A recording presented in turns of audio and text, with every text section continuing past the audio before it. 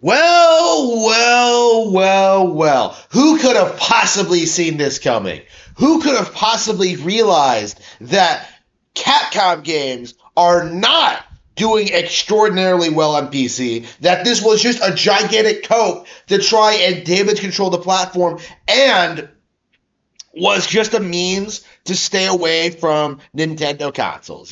Who could have possibly seen that coming? Who could have possibly pointed this out?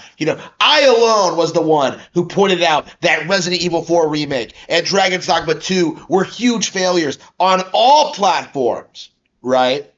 I was the one to bring this up, to talk about it, to address like Capcom's, Capcom never came back from that 2010 period where like everyone hated them, even though so many people have desperately tried pretending that it was over, that they had some kind of redemption arc. Capcom never redeemed themselves. And it needs to be said, it needs to be studied, that what has happened with Monster Hunter Wilds is going to be the stereotypical circumstance regarding their games going forward. After spending so much time shilling their games, telling people that their game's still the best on PC, doing all this stuff to try and become the premier PC Japanese video game developer, Capcom went all in on the PC shilling, and what happens? Monster Hunter Wilds is completely broken on PC to the point where pretty much everyone has stuck with World. That's how badly Monster Hunter Wilds has done on PC. The game is broken.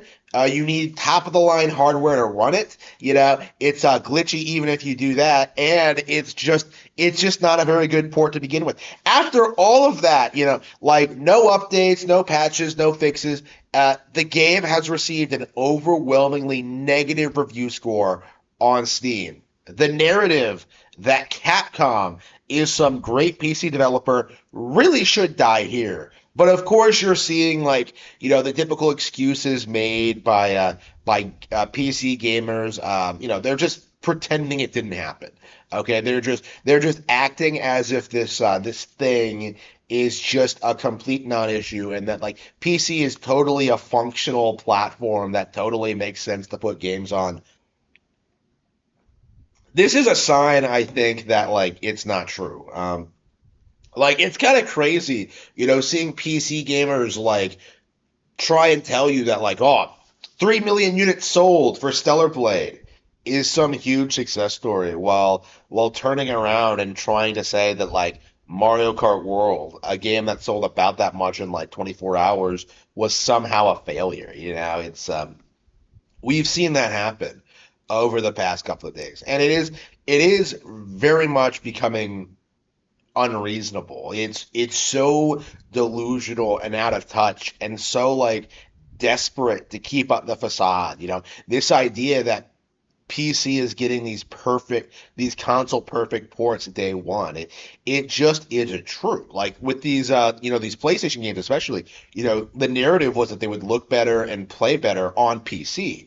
But the reality is, on most setups, it is going to look and run worse. You are better off just buying a console. I remember when I bought Ghost of Tsushima, it has all these issues, all these graphical glitches, all these errors.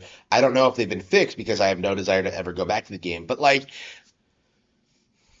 the idea that PC gaming is inherently superior seems to come from people who don't really spend a lot of time with the platform.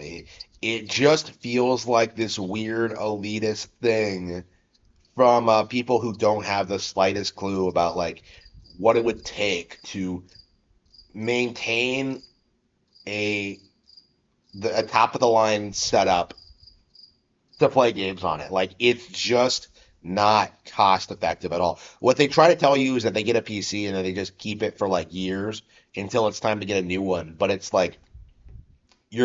it's more cost effective to just get a console. It's not that complicated. It's not unreasonable. It's not ridiculous. It's not It's not some unreasonable thing. Monster Hunter Wilds would have been better if it had been made for a Nintendo console. And that's the big mistake Capcom has made here. That's the big mistake Square Enix has made here, right? That's the big mistake that all these companies made. Like they genuinely thought they would be able to preserve the PlayStation ecosystem by expanding their reach to PC. They really thought that there was some huge market of people on the PC platform that would just eat up their slop, no matter what. But the reality of the situation is, you know, there are no PC gamers. It is not a viable market.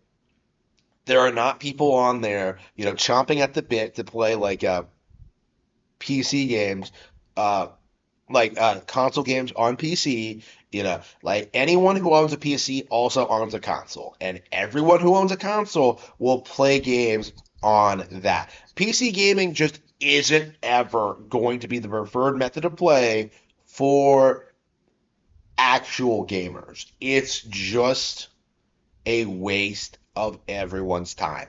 And I hope that this situation kind of shows us just what the inevitable future of this is going to be, where you are going to see games like this, like Tekken 8, like all these other like these games that released on PC. Like you're gonna see them consistently not do very well. You're gonna consistently see Nintendo games like soar right past them and become bestsellers, while like Xbox, PlayStation, and PC sales like flounder together. This isn't going to like save the industry.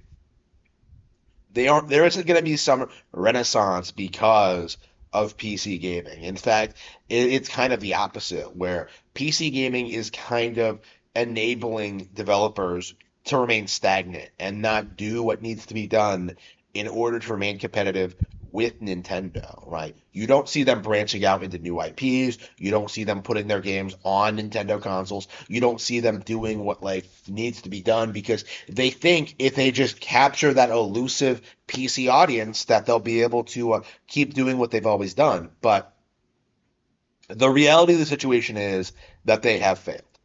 The reality of the situation is that Nintendo has won the console war, and the third-party developers have to face the music. After spending so much time ignoring Nintendo and trying to say their consoles were failures and trying to like create their own like independent platforms, like all of them failed, and all of them are going to have to kneel to Nintendo, and that is an amazing thing to see.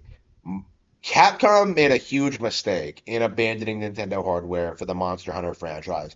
If they had made World Nintendo exclusive to begin with, they would not be having these problems now. This is the end result of sabotaging their relationship with Nintendo to pursue PC gaming.